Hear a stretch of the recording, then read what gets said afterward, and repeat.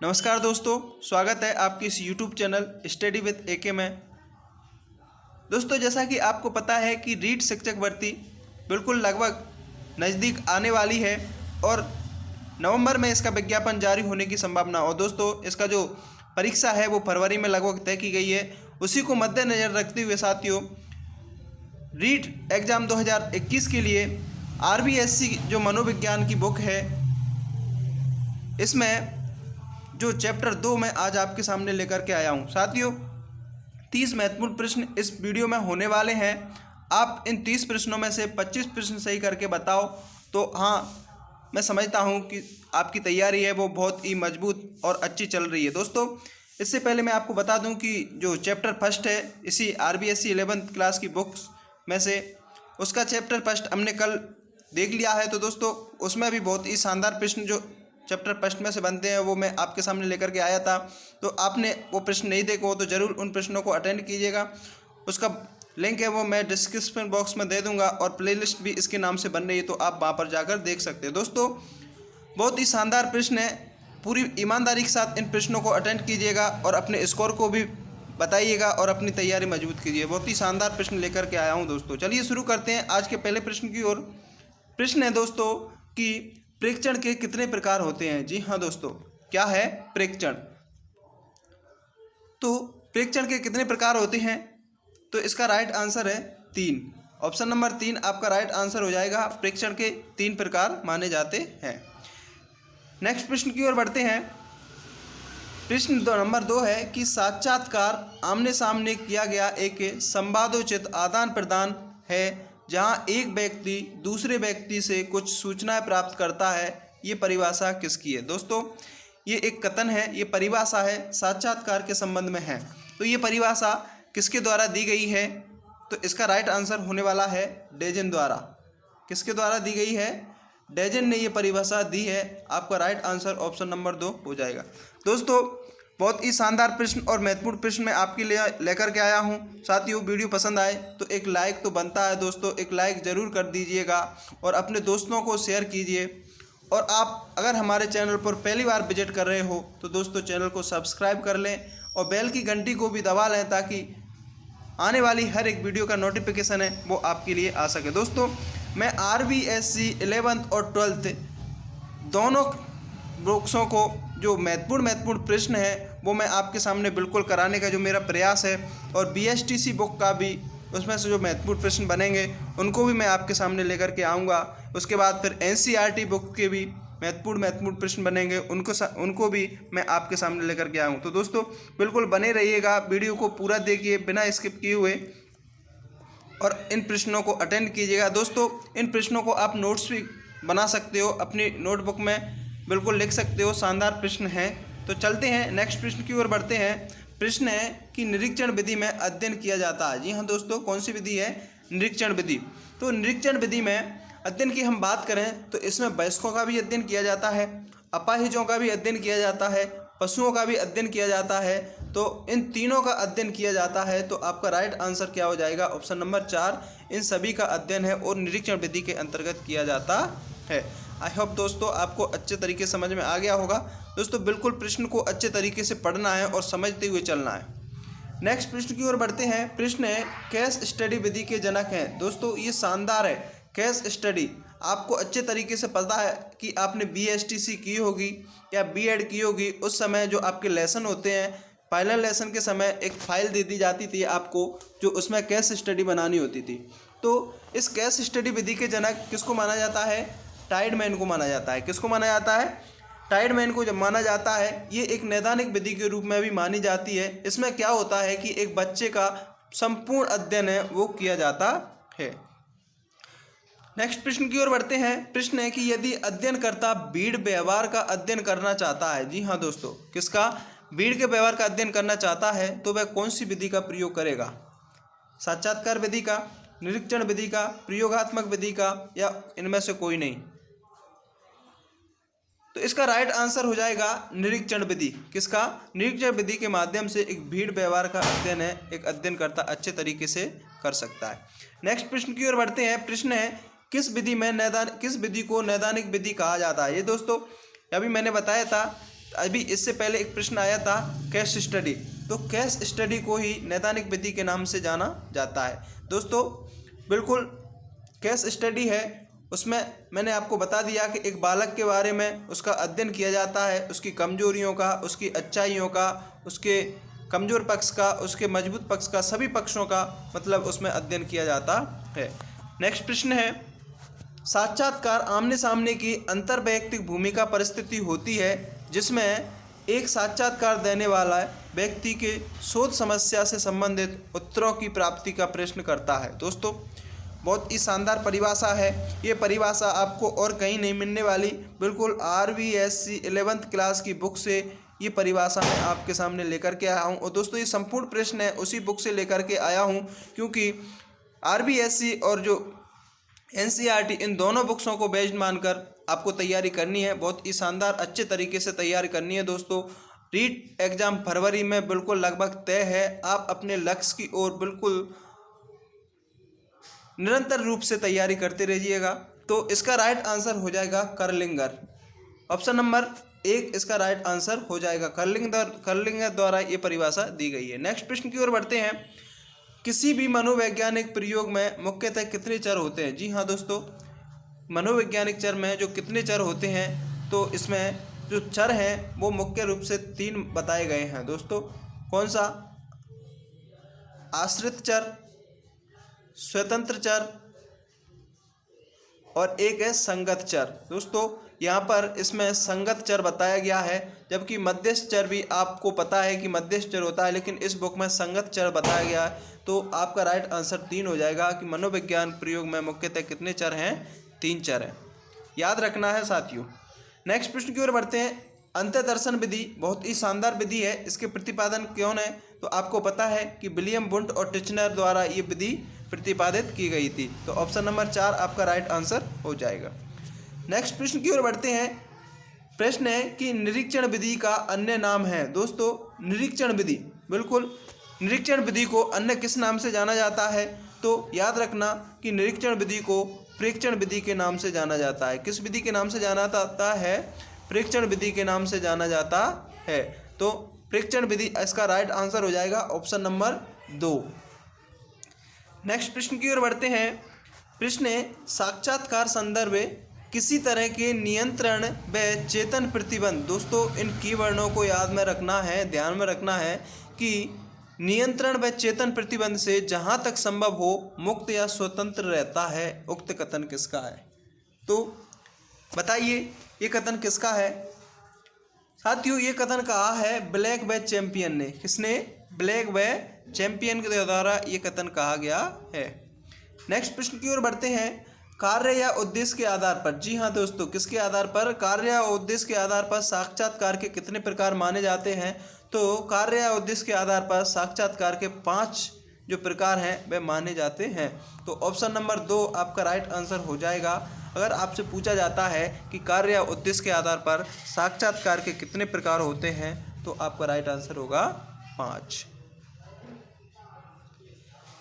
Next प्रश्न की ओर बढ़ते हैं, प्रश्न है मनोविज्ञान की सबसे पहली व पुरानी विधि कौन सी है? जी हाँ दोस्तों, मनोविज्ञान की सबसे पहली व पुरानी विधि कौन सी है? तो आपको पता है कि मनोविज्ञान की सबसे पहली व पुरानी विधि कौन सी है? अंतर्निरीक्षण विधि। कौन सी है? अंतर्निरीक्षण विधि। ऑप्शन नंबर 1 आपका राइट आंसर हो जाएगा। नेक्स्ट प्रश्न की ओर बढ़ते हैं, प्रश्न है निम्न में से कौन सी कमी निरीक्षण विधि की है? जी हाँ दोस्तों, इसमें क्या पूछ रहा है? कमी, या फिर हम यूँ कह सकते हैं कि इन 4 ऑप्शनों में से निरीक्षण विधि का दोष है वो कौन सा है? इस विधि में वैज्ञानिक का अध्ययन क्षेत्र काफ़ी विस्तृत होता है। जी हाँ दोस्तों, बिल्कुल राइट कोटेशन है, सही है। इस विधि द्वारा एक समय में एक से अधिक प्राणियों के निरीक्षणों का, व्यवहारों का निरीक्षण आसानी से होता है। बिल्कुल सही है, ये भी सही है। तो प्राप्त आंकड़ों की संख्या की विश्लेषण काफ़ी आसानी से किया जा सकता है, ये भी सही है। तो फिर ये तीनों सही हैं, तो दोस्तों फिर आपका राइट आंसर कौन सा होगा? ऑप्शन नंबर 4 होगा। इसको हम पढ़ लेते हैं कि प्रेक्षण द्वारा किया गया परीक्षण वस्तुनिष्ठ न होकर। जी हाँ दोस्तों, ये याद रखना है कि जो प्रेक्षक द्वारा जो किया गया जो परीक्षण होता है वो वस्तुनिष्ठ न होकर आत्मनिष्ठ होता है। ये गलत होता है, आत्मनिष्ठ नहीं होता। कौन सा होता है? वस्तुनिष्ठ होता है। तो आपका राइट आंसर ऑप्शन नंबर 4 हो जाएगा।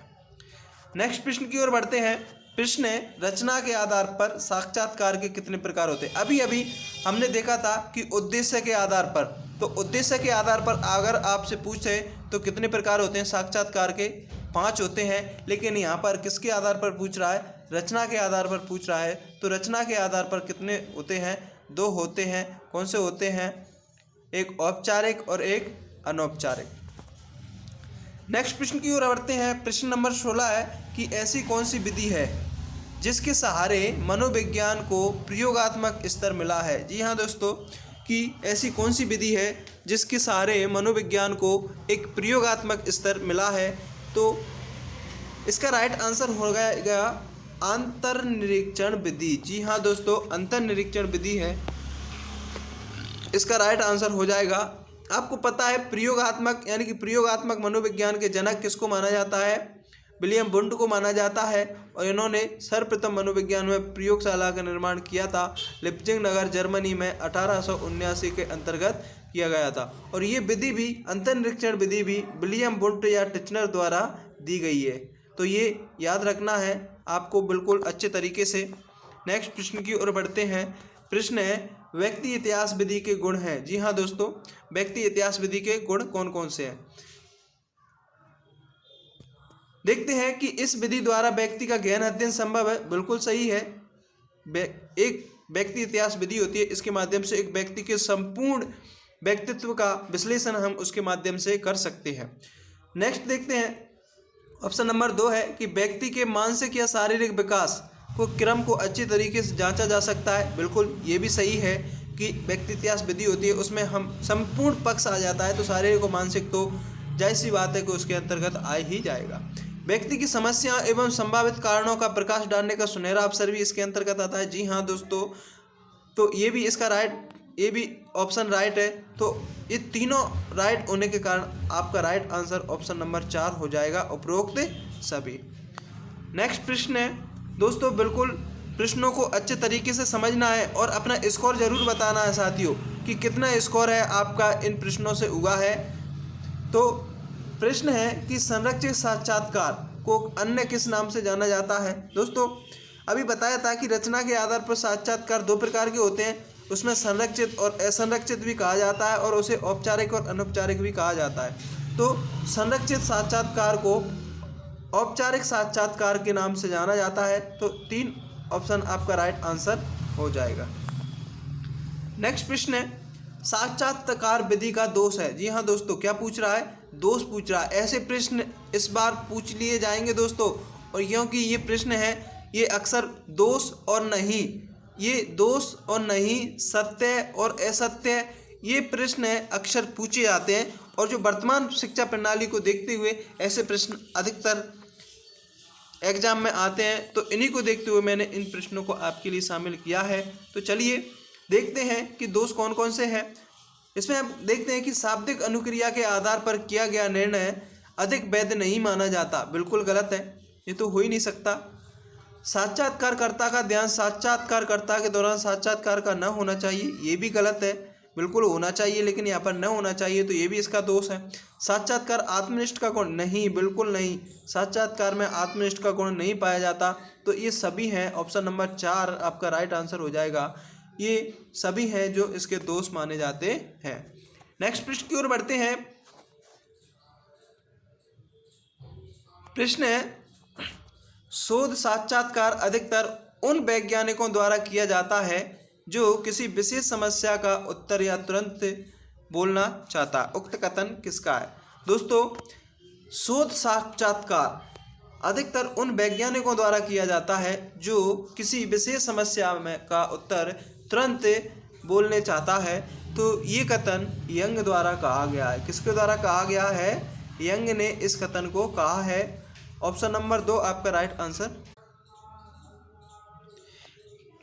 प्रश्न है, सर्वे विधि का निम्न में से कौन सा दोष है। जी हाँ दोस्तों, क्या पूछ रहा है, सर्वे विधि का दोष पूछ रहा है। तो बताइए, इसमें बताया है कि किसके द्वारा कम समय में अधिक से अधिक व्यक्तियों से आंकड़ों के संग्रह किए जा सकते हैं। दूसरा है, इससे प्राप्त निष्कर्ष का सामान्यीकरण का गुण अधिक होता है। और तीसरा है इनका प्रयोग शिशुओं पर नहीं किया जाता। ये इसका, तो बताइए इसका जो राइट आंसर है ऑप्शन नंबर 3 हो जाएगा कि इसका प्रयोग है वो शिशुओं पर नहीं किया जाता। ये इसका दोष हो जाएगा। नेक्स्ट प्रश्न की ओर बढ़ते हैं।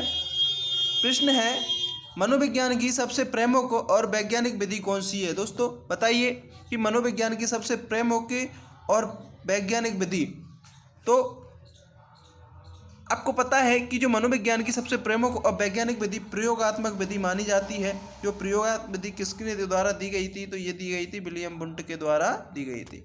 नेक्स्ट प्रश्न की ओर बढ़ते हैं। प्रश्न है प्रयोगात्मक विधि के गुण हैं। जी हाँ दोस्तों, क्या है, प्रयोगात्मक विधि के गुण हैं। तो बताइए प्रयोगात्मक विधि के गुण कौन कौन से हैं। प्राप्त निष्कर्ष आंतरिक वैधता काफ़ी अधिक है। दूसरा है प्रयोगात्मक विधि में पुनरावृत्ति का गुण होता है। और तीसरा है कि प्रयोगात्मक विधि काफ़ी वस्तुनिष्ठ होती है। तो ये तीनों हैं जो प्रयोगात्मक विधि के गुण हैं। तो आपका ऑप्शन नंबर 4 उपरोक्त सभी आपका सही हो जाएगा। नेक्स्ट प्रश्न की ओर बढ़ते हैं। साथियों प्रश्न है ऐसा किसका मानना था।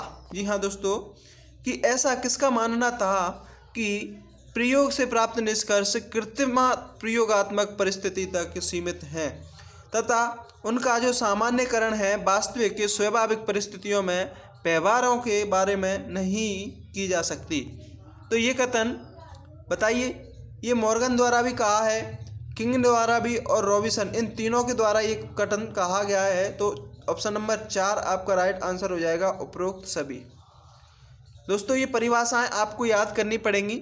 नेक्स्ट प्रश्न की ओर बढ़ते हैं। प्रश्न है कि चरों पर सख्त नियंत्रण करने की क्षमता, कि चरों पर सख्त नियंत्रण करने की क्षमता प्रयोगात्मक विधि को प्रेक्षण के अन्य विधियों से अलग करती है। ये कथन किसके द्वारा कहा है। तो ये कथन एटकिंसन और हिलगार्ड इन दोनों द्वारा कहा गया है। तो 1 व 2 दोनों आपका राइट आंसर हो जाएगा ऑप्शन नंबर 4। नेक्स्ट प्रश्न की ओर बढ़ते हैं। प्रश्न है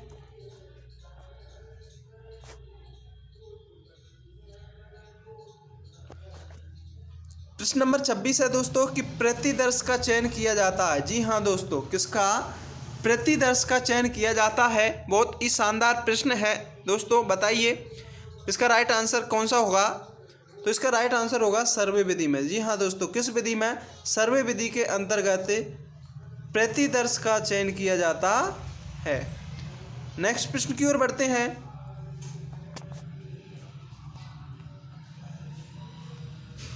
प्रश्न है कि प्रयोगात्मक विधि में कुल 3 चर होते हैं। जी हाँ दोस्तों, कितने चर होते हैं, 3 चर होते हैं जिसमें सम्मिलित नहीं है। दोस्तों अभी अभी इससे पहले एक प्रश्न आया था कि कौन कौन से चर होते हैं। उसमें हमने देखा था कि एक तो आश्रित चर होता है, स्वतंत्र चर होता है और संगत चर होता है। ये तीनों इस RBSC की बुक में माना है और मध्यस्थ चर को इसके अंतर्गत नहीं माना है। तो आपका राइट आंसर ऑप्शन नंबर 3 हो जाएगा।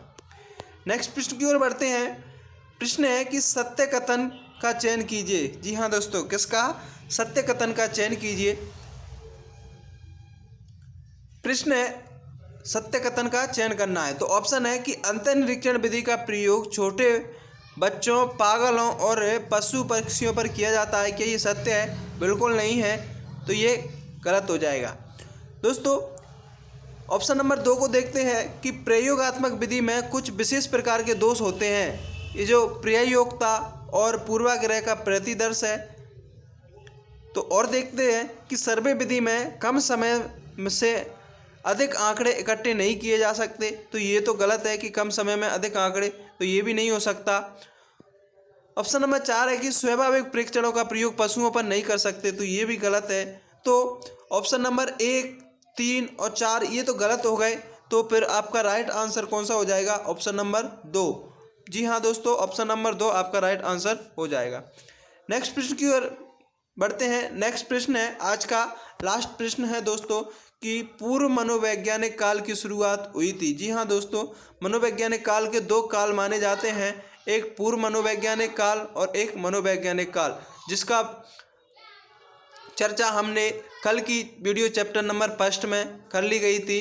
आज जो लास्ट प्रश्न है वो है कि पूर्व मनोवैज्ञानिक काल की शुरुआत है, तो ये इसकी शुरुआत है वो ग्रीक दार्शनिकों प्लेटो अरस्तु के विचारों से हुई थी। तो आपका राइट आंसर कौन सा हो जाएगा?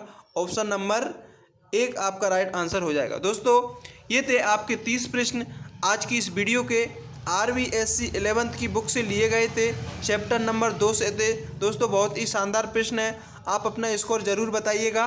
वीडियो कैसी लगी लाइक ज़रूर करना दोस्तों, अपने साथियों को भी शेयर करना और हमारे चैनल को सब्सक्राइब जरूर कर लेना दोस्तों, क्योंकि RBSC 11th books, NCERT 11th books और BSTC इन सभी के महत्वपूर्ण प्रश्नों का जो क्विज है मैं आपके सामने लेकर के आऊँगा। मेरा पूरा प्रयास रहेगा साथियों कि इन प्रश्नों को आपके सामने लेकर के आऊँ। तो दोस्तों बिल्कुल वीडियो को लाइक ज़रूर करना, अपने दोस्तों को शेयर करना। मिलते हैं कल एक फिर से नए वीडियो के साथ, तब तक के लिए जय हिंद जय भारत।